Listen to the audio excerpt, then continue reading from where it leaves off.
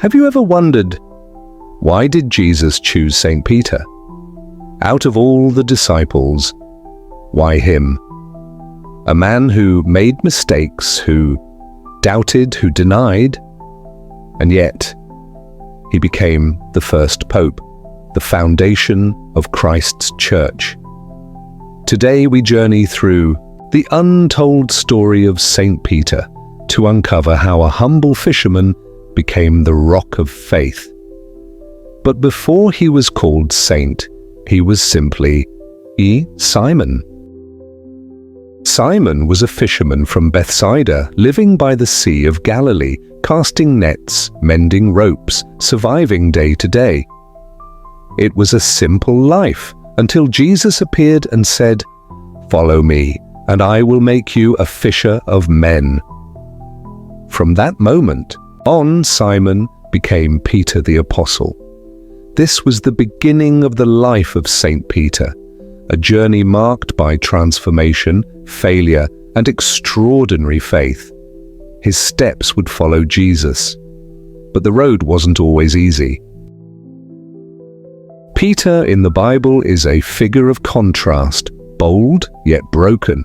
He walked on water and then sank in doubt. He witnessed the transfiguration, but later Peter denied Jesus 3 times. Yet Jesus saw in him what no one else did. "You are Peter," he said, "and on this rock I will build my church." And after the resurrection, Jesus asked him 3 times, "Do you love me?" And Peter answered with tears, "Yes, Lord." And Jesus said, "Then feed my sheep." Forgiven and restored, St. Peter was ready to lead, not as a perfect man, but as a faithful one. On the day of Pentecost, St. Peter, filled with the Holy Spirit, stood before thousands and preached Christ with boldness. 3,000 believed. He healed the sick, stood against persecution, and guided the church through its earliest trials. He became one of the great early church leaders, helping shape doctrine and unity. Eventually, St. Peter's leadership brought him to Rome, the heart of the empire, where he would continue his mission. But with great calling comes great cost. Under Nero's reign, St. Peter was arrested for preaching the gospel. When sentenced to death by crucifixion, he made one request: "Crucify me upside down. I am not worthy to die like my Lord." This act of humility became a powerful legacy. Today, St. Peter's tomb lies beneath the basilica that bears his name in Vatican City. His crucifixion was not a defeat. It was a declaration of unshakable faith.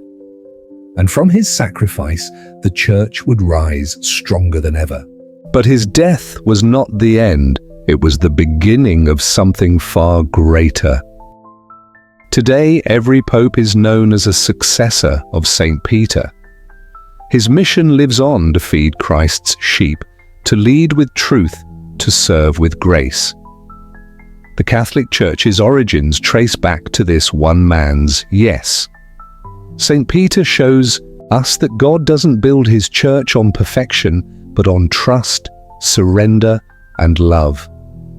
If he could use Peter, impulsive, flawed, and redeemed, then he can use you too.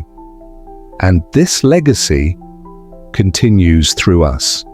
If this journey through the life of St. Peter inspired you, imagine the power in the stories of those who followed. This is only the beginning.